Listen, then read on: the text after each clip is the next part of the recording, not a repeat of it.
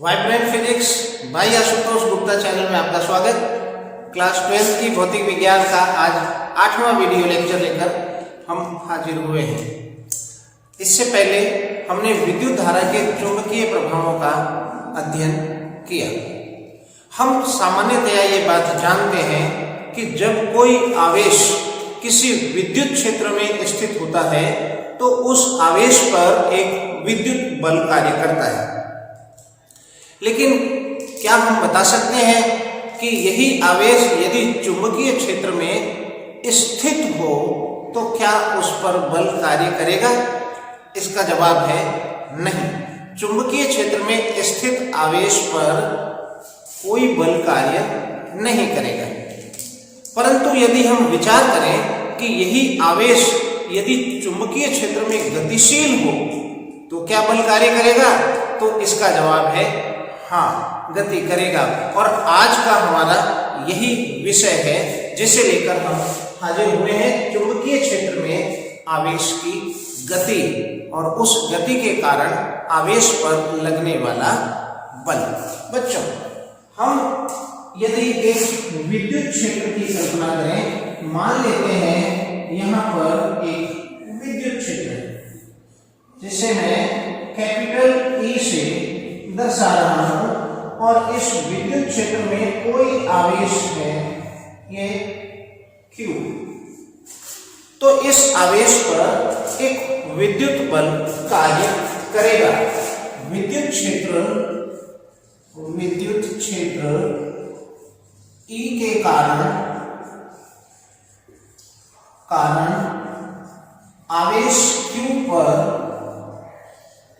बल कितना कार्य करेगा ये बात हम जानते हैं, जो कि F बराबर QE होता है। यहाँ स्पष्ट है बल की दिशा विद्युत क्षेत्र की दिशा में होगी। अब हम यहाँ पर एक चुंबकीय क्षेत्र की भी कल्पना करें और मान लेता हूँ चुंबकीय क्षेत्र इस तरह से y अक्ष के अनुदिश है जिसे मैं कैपिटल B से दर्शा रहा हूं। तो अब मैं विचार करूं, क्या इस चुंबकीय क्षेत्र के कारण इस आवेश पर बल कार्य करेगा?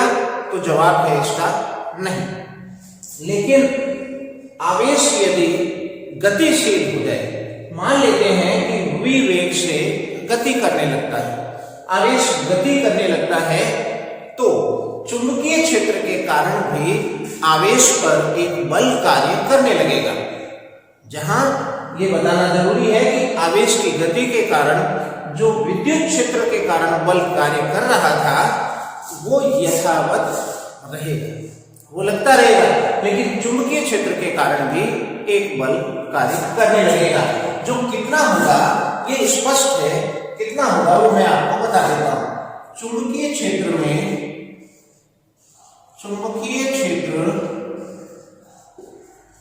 B में आवेश v वेग से गति करे तो आवेश पर बल लगेगा। कितना लगेगा? That is F equal to QV cross B।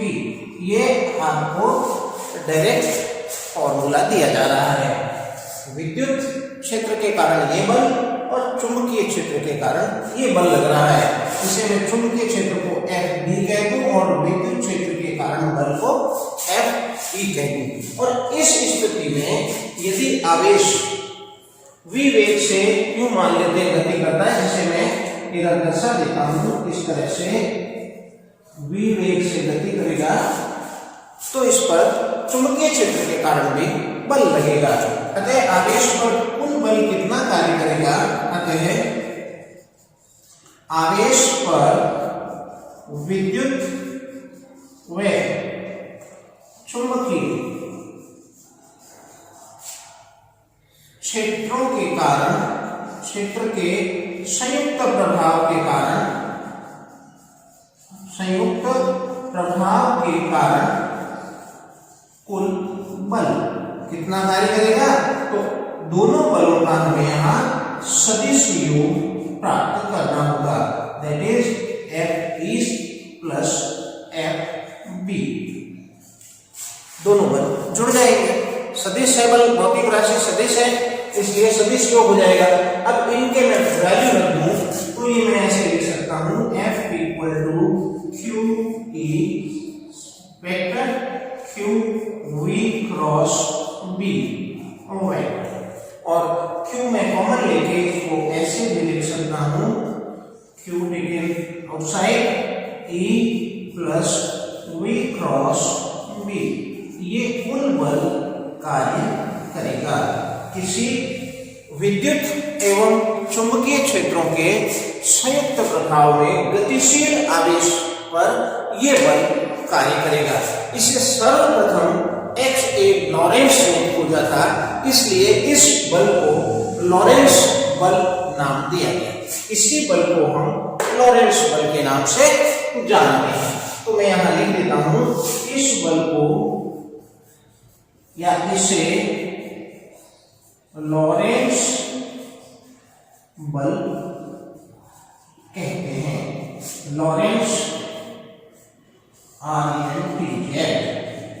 कई बार इसको ऐसे लिखते हैं लॉरेंस फोर्स।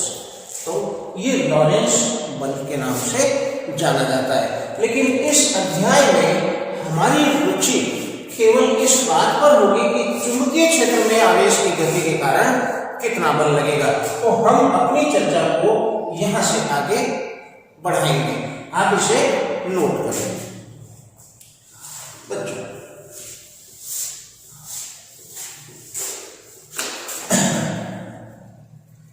आप स्क्रीनशॉट लेकर नोट कर सकते हैं।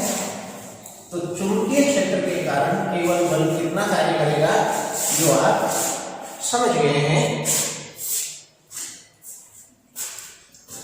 अतः यहां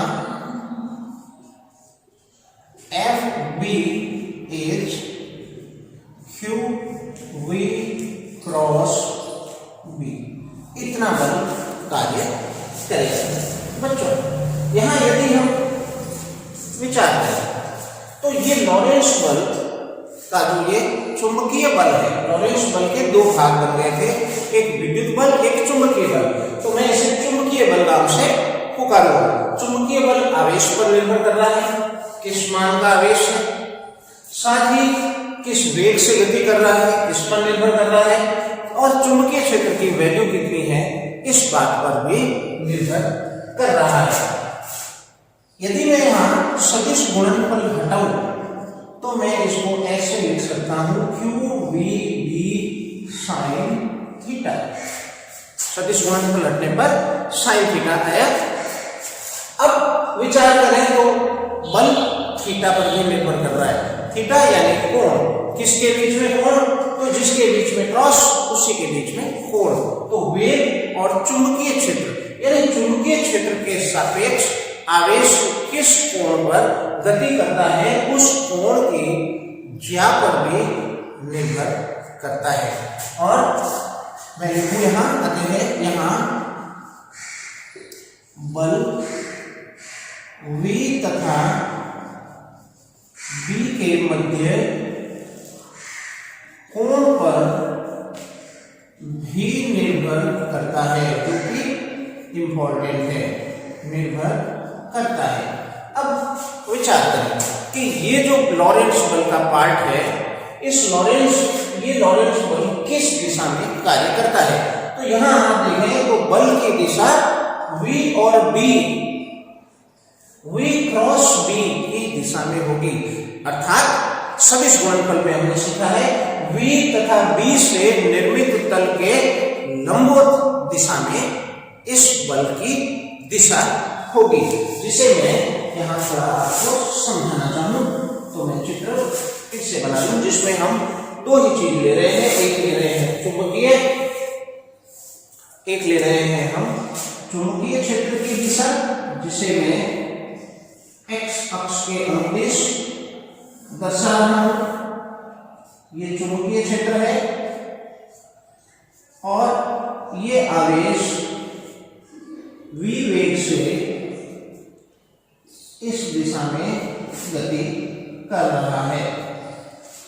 यहाँ चुंबकीय क्षेत्र के सापेक्ष ये थीटा कोण बना रहा है, तो इस कोण पर भी निर्भर कर रहा है।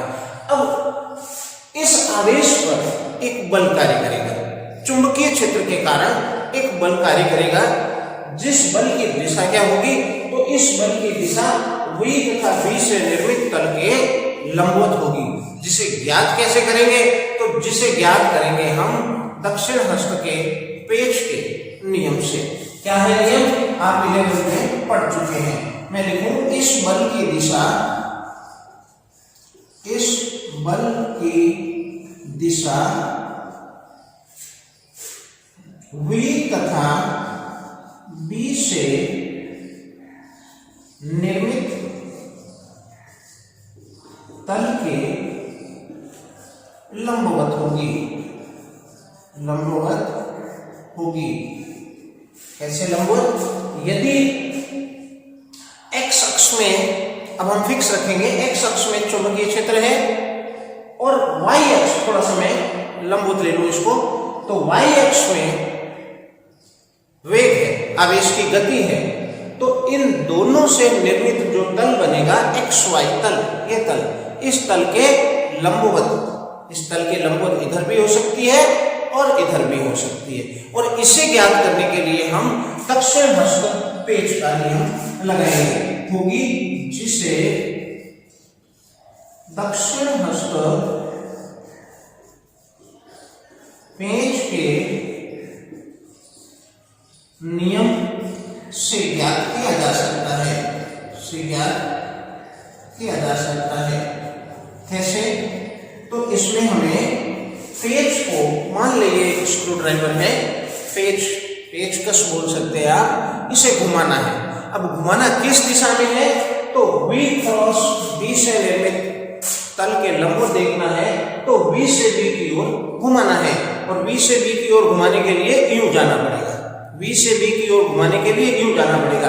अब आप पेच को यूं घुमाएंगे तो पेच आगे की ओर खिसकेगा, यानी इस आवेश पर बल अंदर की ओर कार्य करेगा। यदि आवेश ऋणात्मक है, यहाँ यदि आवेश ऋणात्मक है, तो ऋणात्मक आवेश के लिए किया जा सकता है, और ऋणात्मक आवेश के लिए, ऋणात्मक आवेश के लिए हम कैसे लिख सकते हैं, F equal to minus q v cross b, और माइनस को अंदर भेज दूं तो ये बनेगा b क्रॉस v। और अब की बार हमें पेच का नियम लगाते समय b क्रॉस v के लंबवत देखना है, तो हमें पेच को b से v की ओर घुमाना होगा, यानी यूं घुमाना होगा, b से v की ओर यानी इस तरह घुमाना होगा।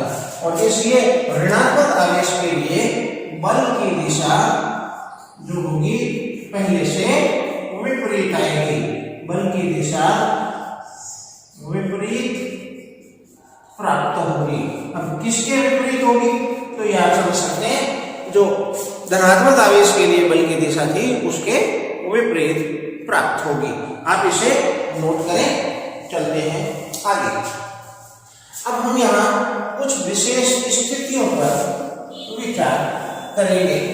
हमने देखा कि आवेश यदि चुंबकीय क्षेत्र में केवल स्थिर मात्रा है, केवल स्थिर गति नहीं कर रहा है, तो बल नहीं कार्य करेगा, जिसे मैं विशेष स्थितियों में लिखना चाहूंगा। तो पहली स्थिति है यदि आवेश स्थिर हो, यदि आवेश बच्चों स्थिर हो, स्थिर हो का मतलब v बराबर 0 और q v B sine theta, बल कितना लगेगा, बल लगेगा F बराबर क्यू वी बी और साइन थीटा। तो v की वैल्यू 0 होने के कारण बल की वैल्यू 0 हो जाएगी। अर्थात सूत्र से स्पष्ट है कि आवेश गतिशील नहीं है तो उस पर कोई बल कार्य नहीं कर रहा है। आगे बढ़े दूसरी स्थिति, यदि V और B पैरेलल है, अर्थात थीटा बराबर 0 या 180 डिग्री, इस स्थिति में क्या होगा? यानी ये आवेश चुंबकीय क्षेत्र की दिशा में ही गति करेगा। चुंबकीय क्षेत्र इस दिशा में है तो आवेश इसी दिशा में गति करेगा, तो कोण 0 हो गया, और विपरीत गति करेगा तो 180 डिग्री कोण हो गया। और दोनों ही स्थितियों में थीटा 0 और 180 लेने पर साइन थीटा की वैल्यू 0 हो जाती है, और परिणाम स्वरूप लॉरेंस बल का ये पार्ट 0 हो जाता है। यहाँ थीटा बराबर साइन थीटा बराबर 0, अतः लॉरेंस बल जो है कार्य नहीं करता। आवेश की गति यदि चुंबकीय क्षेत्र में होती है तो बल कार्य करता है, लॉरेंस बल का चुंबकीय भाग। लेकिन वही आवेश यदि चुंबकीय क्षेत्र की दिशा में गति करे तो उस पर कोई बल कार्य नहीं करता। ये इसका दूसरा पार्ट है। अब हम शुरू करेंगे तीसरा पार्ट। का मतलब V और B दोनों परपेंडिकुलर हैं, अर्थात आवेश चुंबकीय क्षेत्र की दिशा के लंबवत गति करता है। और मैं मान लूं कि आवेश इस दिशा में गति कर रहा है। यदि इस दिशा में आवेश गति कर रहा है तो बच्चों हम ये समझ सकते हैं कि थीटा 90 होने के कारण साइन 90 की वैल्यू 1 हो जाएगी, और साइन 90 की ये वैल्यू साइन की सभी वैल्यू में अधिकतम है, इसलिए आवेश पर इतना बल लगेगा और ये बल अधिकतम होगा। तो आवेश पर ये अधिकतम बल कार्य करेगा। बच्चों आवेश पर अधिकतम बल कार्य करता है। अब करता किस दिशा में है, इसको थोड़ा सा आगे बढ़ाने की जरूरत है, और एक पॉइंट और है जो यहाँ स्पष्ट करने की जरूरत है। जब आवेश चुंबकीय क्षेत्र के लंबवत दिशा में गति करता है तो ये बल कार्य करता है। ये इंपॉर्टेंट बल है क्योंकि ये बल आवेश को वृत्ताकार पथ प्रदान करता है। कैसे करता है इसे हम समझेंगे। बच्चों आवेश पर बल दैट इज QVB के कारण बल आवेश को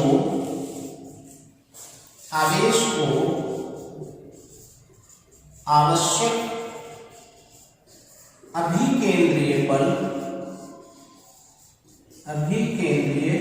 बल प्रदान करता है।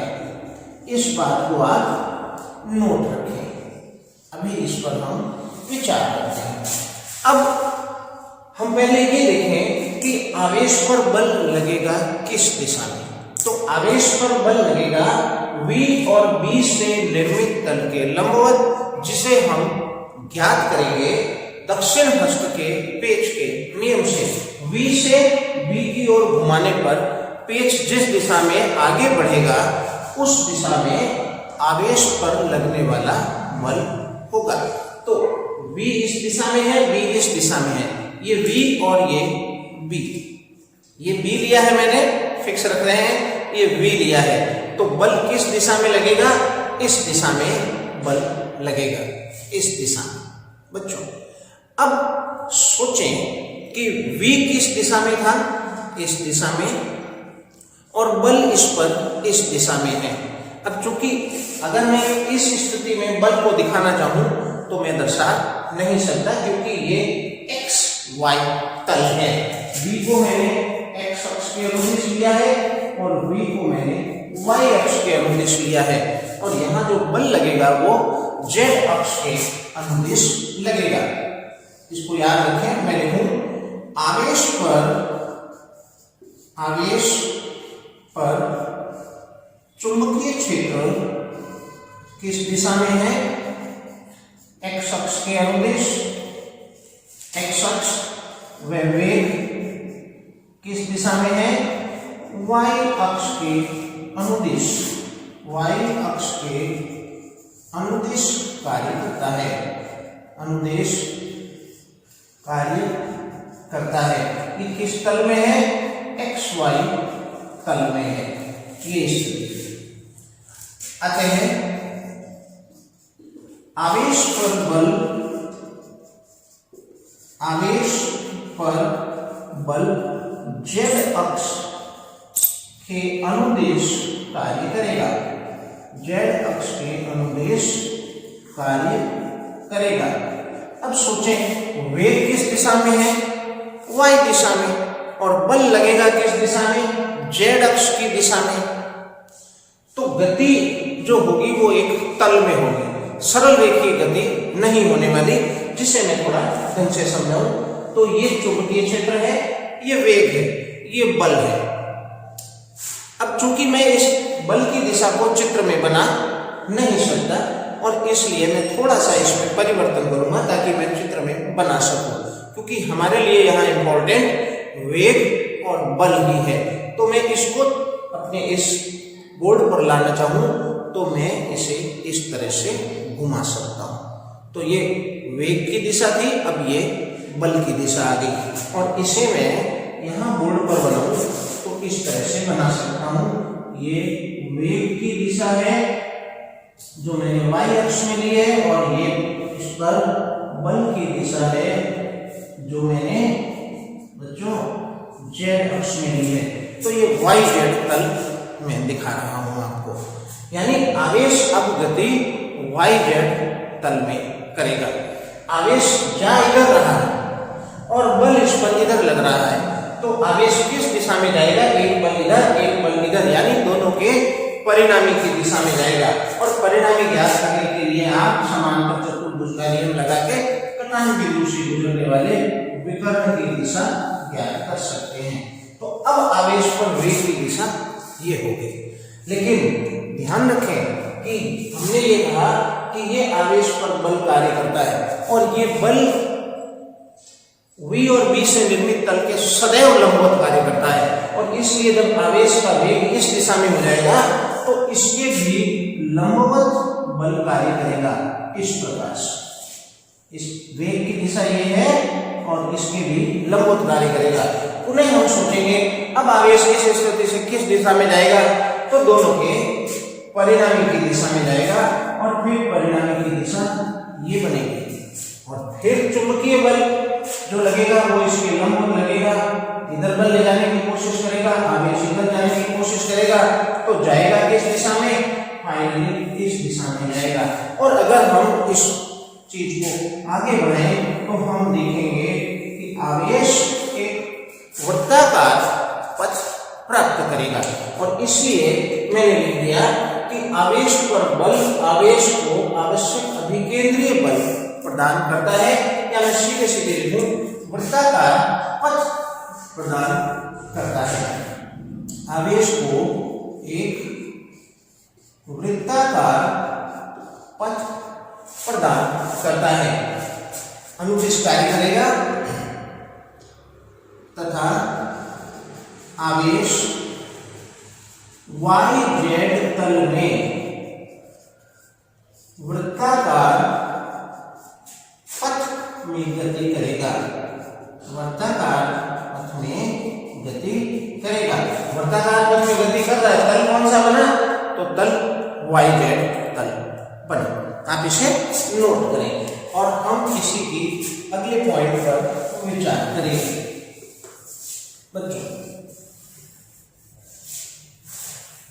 वाई जेड तल में गति करेगा, कैसे गति करेगा, वृत्ताकार पथ में करेगा, और हम जानते हैं वृत्ताकार पथ में गति करने के लिए अभिकेंद्रीय बल चाहिए। आवेश कोई भी वस्तु यदि वृत्ताकार पथ में गति करना चाहे तो उसे अभिकेंद्रीय बल चाहिए, लेकिन हमने देखा ये आवेश वृत्ताकार पथ में गति करेगा, और गति करेगा तो इसका मतलब इसे अभिकेंद्रीय बल मिलेगा।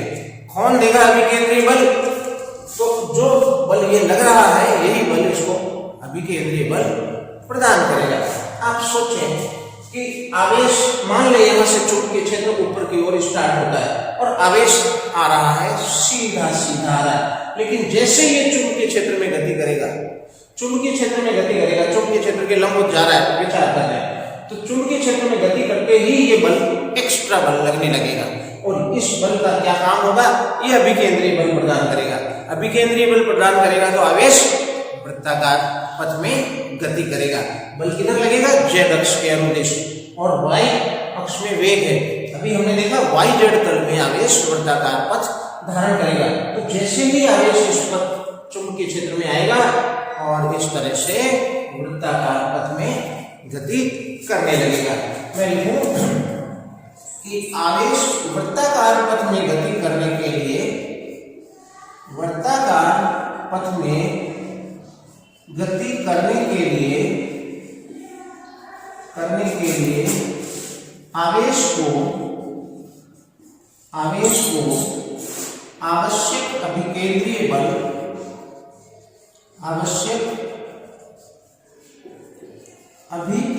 बल लॉरेंस बल, कौन सा, चुंबकीय भाग से प्राप्त होता है, अर्थात हम यहाँ लिख सकते हैं कि QVB मतलब mv² r। mv² r क्या है, अभिकेंद्रीय बल है, जहां m उस आवेश का द्रव्यमान है, v उस आवेश का वेग है और r उस वृत्ताकार पथ की त्रिज्या है जिस वृत्ताकार पथ में आवेश गति करेगा। तो आप देखें यहाँ v से v कैंसिल हो जाएगा, एक भी रह जाएगा, r निकालना चाहूं मैं तो r बराबर आएगा mv/qv, यानी आवेश इस वृत्ताकार पथ में गति करेगा, आवेश वृत्ताकार पथ में गति करेगा और उस वृत्ताकार पथ की त्रिज्या ये होगी। जैसे जैसे सूत्र आते जा रहे हैं आप इन्हें कंठस्थ करते हुए चलें, क्योंकि आगे से आगे ये काम आएंगे। यहाँ आप इस पर विचार करें तो यहाँ mv क्या है, p है, संवेग है। यहाँ mv का मतलब संवेग है, अतः मैं लिख सकता हूं इसे r बराबर p/qv, r बराबर p/qv, ऐसे भी लिख सकता हूं। अब मैं विचार करूं कि यदि आवेशित कण का वेग में वृद्धि करता हूं, आवेशित कण के वेग में वृद्धि करता हूं तो उसकी त्रिज्या बढ़ जाएगी। आवेश चुंबकीय क्षेत्र में प्रवेश किया और प्रवेश करने के साथ वृत्ताकार पथ में गति करनी उसने प्रारंभ कर दी, लेकिन जैसे ही आवेश अपनी गति बढ़ाएगा, वेग बढ़ाएगा, तो वृत्ताकार पथ की त्रिज्या भी बढ़ जाएगी। ये कह रहा है, यानी त्रिज्या वेग पर निर्भर करेगी, वेग बढ़ाने पर त्रिज्या बढ़ेगी। यहाँ हम कह सकते हैं संवेग बढ़ाने पर त्रिज्या बढ़ेगी। संवेग के भी समानुपाती है, वेग के भी समानुपाती है। आपने 11th में गतिज ऊर्जा और संवेग में एक संबंध सीखा है। क्या सीखा है, मैं थोड़ा सा आपको याद दिला दूं। हम जानते हैं कि गतिज ऊर्जा में E लिख रहा हूं, दैट इज हाफ mv²।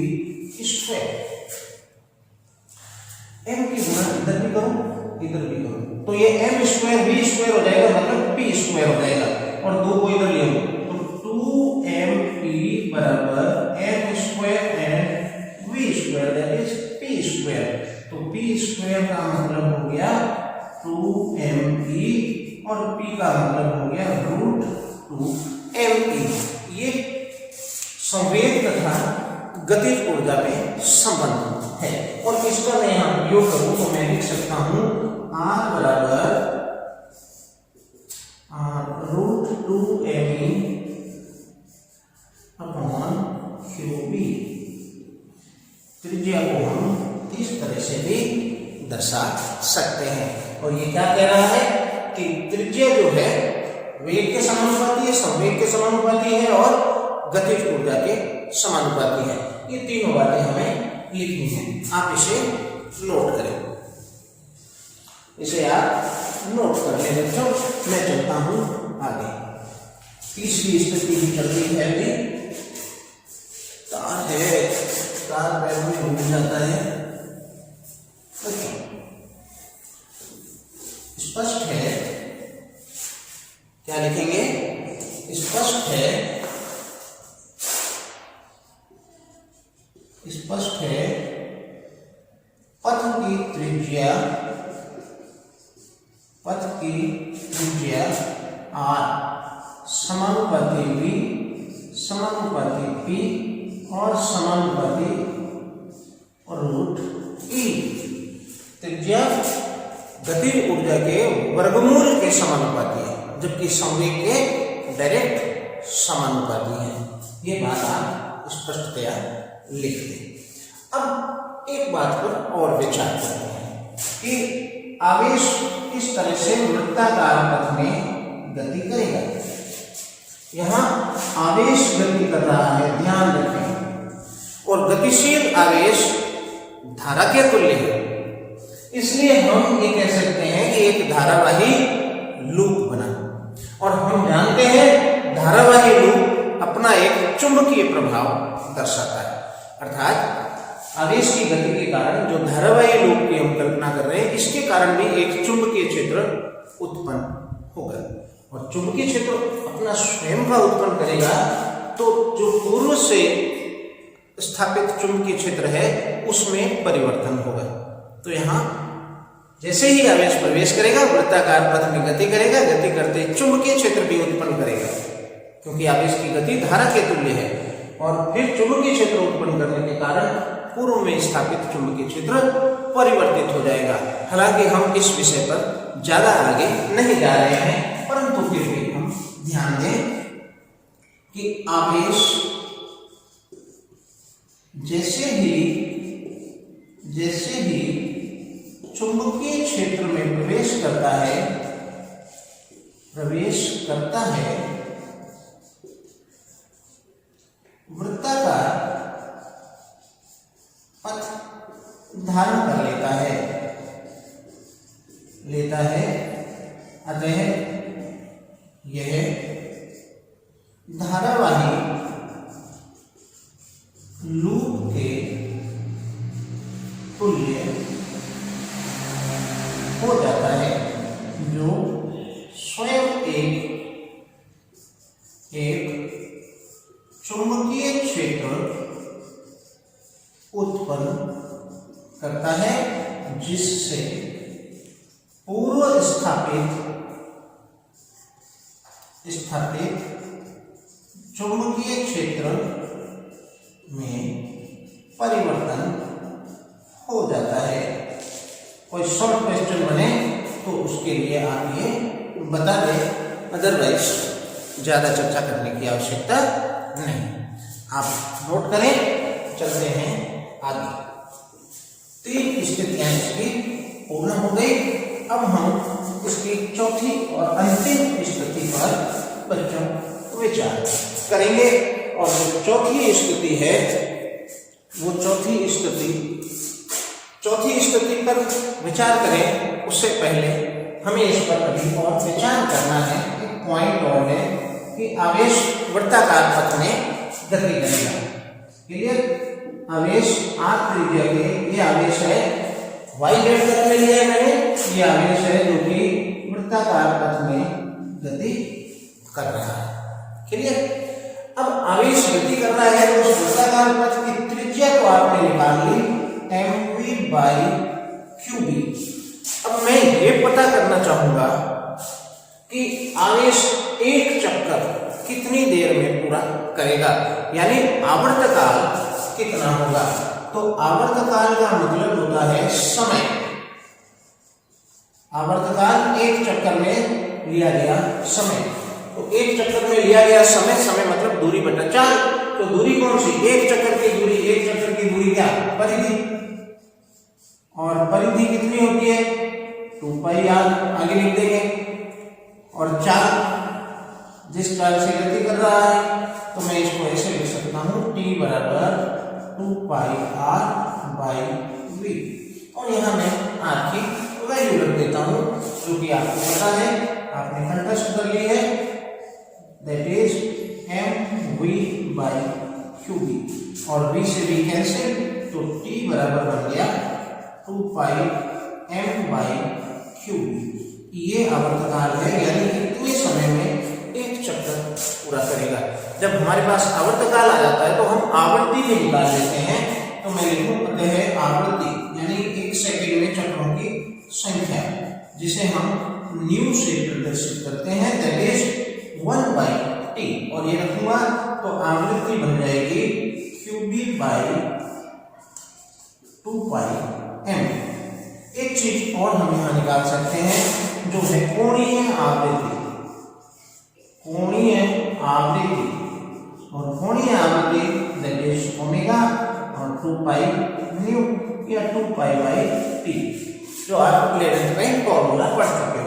और मैं ये वैल्यू रख दूं यहां, तो t/ओमेगा equal to 2π and nu is qb/2πm, qb/2πm and 2π से 2π कैंसिल, तो कोणीय आवृत्ति आ गई qb/m। अब इन तीनों को एक साथ दर्शाया है क्योंकि स्वभाव एक जैसा है। हम फिर विचार करें कि त्रिज्या वेग पर निर्भर कर रही थी। फिर हम जब आवर्तकाल निकालने गए तो हमने वेग को शामिल किया, लेकिन यहां वेग कैंसिल हो गया। और ये स्थिति ये बताती है कि आवर्तकाल वेग पर निर्भर नहीं करता। इन पे करता है, द्रव्यमान पर, चुंबकीय क्षेत्र पर और आवेश पर करता है, लेकिन वेग पर नहीं करता। आवर्तकाल अर्थात एक चक्कर में लगा समय क्यों नहीं करता? क्योंकि जैसे ही हम वेग बढ़ाएंगे आवर्तकाल उतना ही रहेगा। वेग बढ़ाए जाने पर त्रिज्या बढ़ जाएगी, यानी आवेश आया, इस वृत्ताकार पथ में गति कर रहा है, एक निश्चित समय ले रहा है, लेकिन जैसे ही हमने आवेश का वेग बढ़ाया उसके पथ की त्रिज्या बढ़ गई। अब उसको अधिक गति करनी पड़ रही है और परिणाम स्वरूप एक चक्कर में उतना ही समय लग रहा है। तो यहाँ आप देखें तो आवर्तकाल, आवृत्ति और कोणीय आवृत्ति वेग पर निर्भर नहीं करते। ये इसका एक इंपॉर्टेंट पॉइंट है, जिसे आप आगे से आगे नोट करते रहे। मैं लिख देता हूं बच्चों,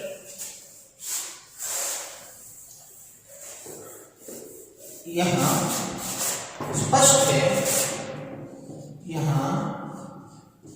स्पष्ट है कि क्या आवर्तकाल t या न्यू भी ले सकते हैं या ओमेगा, तीनों पे लागू है, वेग पर निर्भर नहीं करता है, क्योंकि वेग बढ़ाए जाने पर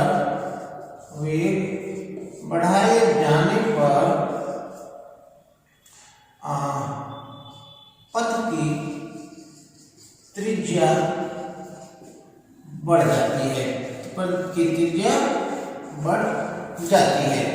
आवर्तकाल किस पर निर्भर करता है? तो आवर्तकाल देखिए t बराबर क्या है, 2πm/qb। इसको आप ऐसे लिख सकते हैं, t बराबर 2π ऐसे ही बाई q, और q के बट्टा में मैं m ले लेता हूं और b ऐसे ही रख देता हूं।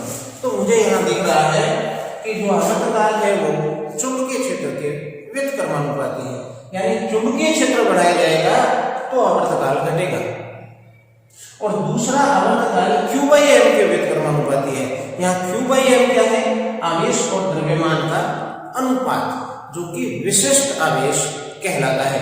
तो इन दोनों के व्युत्क्रमानुपाती है T1/v and T directly proportional to 1/q/m, यानी विशिष्ट आवेश के व्युत्क्रमानुपाती है।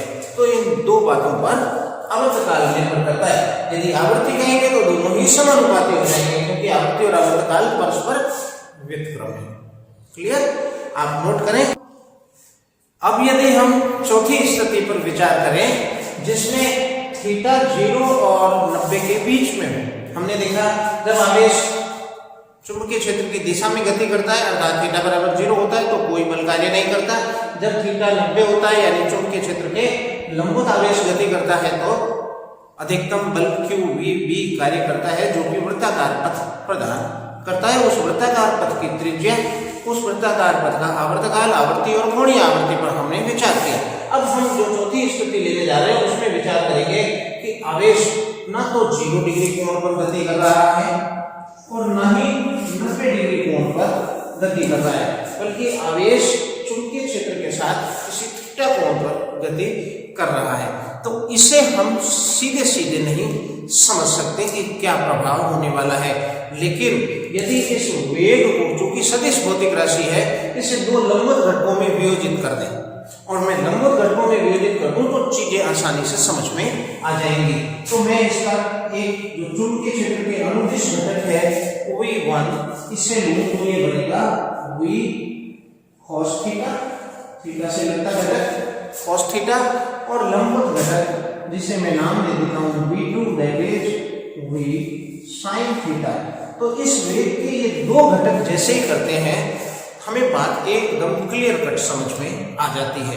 क्या समझ में आती है कि ये घटक जो है इस घटक के कारण कोई बल कार्य नहीं करेगा और परिणाम स्वरूप आवेश चुंबकीय क्षेत्र की दिशा में ही गति करता रहेगा, यानी आवेश सीधी रेखा में यानी चुंबकीय क्षेत्र के अनुदिश गति करता रहेगा। लेकिन जैसे ही हम इस लंबवत घटक को देखते हैं तो लंबवत घटक कहता है कि आवेश वृत्ताकार पथ में गति करेगा और इसलिए ये घटक इस आवेश को वृत्ताकार पथ प्रदान करेगा। इस वेग का जो कि 0 और 90 डिग्री के बीच में है, चुंबकीय क्षेत्र की दिशा का घटक सीधी गति करवाएगा और लंबवत घटक वृत्ताकार पथ में गति करवाएगा, और दोनों गतियों के परिणाम स्वरूप आवेश कैसी गति करेगा ये विचार करने योग्य है। एक गति सीधी होनी है, एक गति वृत्ताकार होनी है, और इन दोनों का प्रभाव गति यूं होनी है। सीधी होने के आगे भी बढ़ेगा और वृत्ताकार पथ में भी गति करेगा, और इसलिए ये गति कुछ इस तरह से होनी है बच्चों। और ये गति कुंडलिनी पथ की गति या हेलिक्स पथ कहलाता है। मैं लिखूं कि यदि V को दो लंबवत घटकों में वियोजित करें, लंबवत घटकों में वियोजित करें तो घटक V1 that is V cos theta चुंबकीय क्षेत्र के अनुदिश गति प्रदान करेगा, अनुदिश गति प्रदान करेगा, तथा V2 बराबर V sin थीटा जो कि लंबवत घटक है तथा घटक वृत्ताकार पथ प्रदान करेगा। दोनों के परिणाम स्वरूप करेगा, परिणाम स्वरूप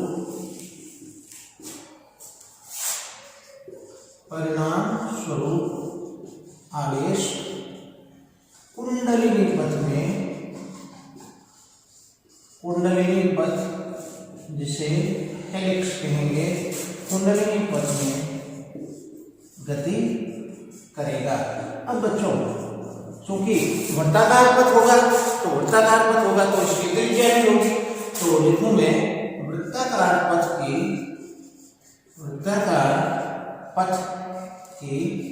त्रिज्या r दैट इज mv/qb।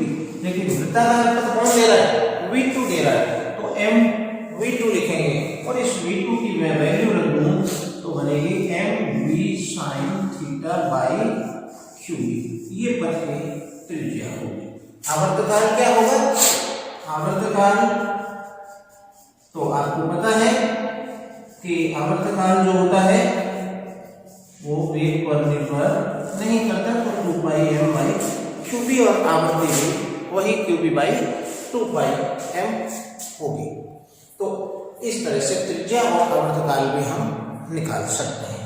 अब हम इसकी तीसरी स्थिति, मतलब ये 2 पॉइंट ले लिए, आगे एक पॉइंट और लें कि क्योंकि आवेश सीधी रेखा में भी गति करेगा, आवेश यहां से चला वृत्ताकार पथ भी पूर्ण करेगा एक और आगे भी बढ़ेगा, तो एक वृत्ताकार पथ पूर्ण करने में यानी एक घूर्णन में वो सीधी दूरी तक कितना जाएगा, जिसे हम बोलेंगे पिच की लंबाई या चूड़ी अंतराल भी बोलेंगे, क्योंकि एक वृत्ताकार पथ पूरा करने के साथ आगे भी बढ़ेगा, तो ये सीधी रेखा में कितनी दूरी चला इसे हम ज्ञात करेंगे। आप नोट करें तो मैं इसे इस प्रकार से लिख सकता हूं। बच्चों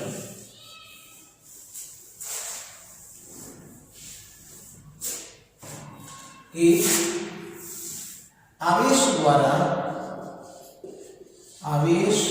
द्वारा एक घूर्णन पूर्ण करने में चुंबकीय क्षेत्र के अनुदेश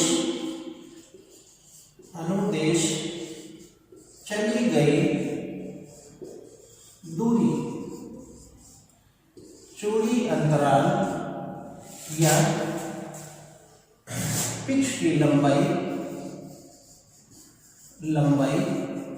कहलाती है, जिसे हम ज्ञात कर सकते हैं कि चली गई दूरी, इसे मैं y नाम दे रहा हूं क्योंकि ये दूरी है, तो दूरी बराबर 4 इंटू समय, और 4 जो है ये ले जाएगा सीधी दिशा में, इसलिए मुझे v1 इंटू समय, तो एक चक्र में लगा समय आवर्तकाल है और एक ही मैं वैल्यू रख दूं तो y बराबर बनेगा v1 that is v cos theta और t that is 2πm by qb, और इसको मैं ऐसे लिख सकता हूं 2πm v cos theta by qb।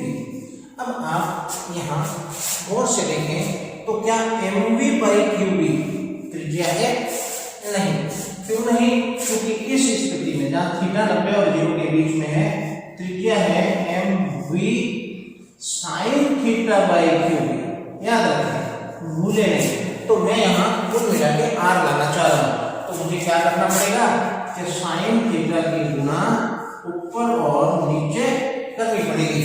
तो ये mv sin theta by q B तो बन गया r, तो मैं लिख सकता हूं y बराबर 2πr बट्टा cos थीटा है ओके, और ये sin थीटा है, ये sin थीटा है ओके, sin थीटा, और इस cos थीटा को मैं अपॉन ऐसे कर सकता हूं, और जो कि क्या बन जाएगा tan थीटा।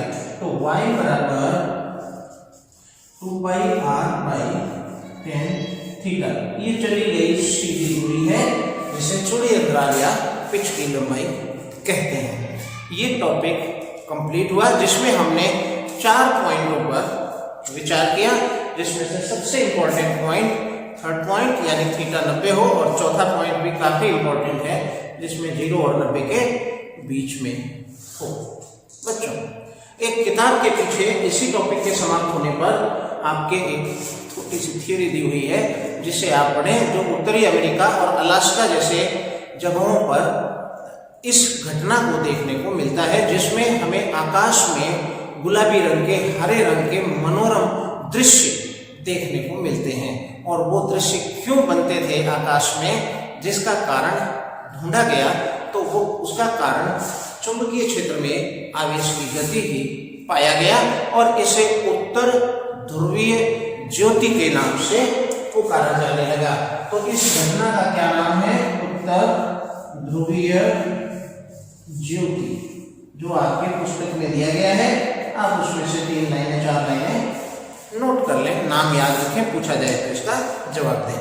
बच्चों, आज का टॉपिक काफी इंपॉर्टेंट और रोचक है।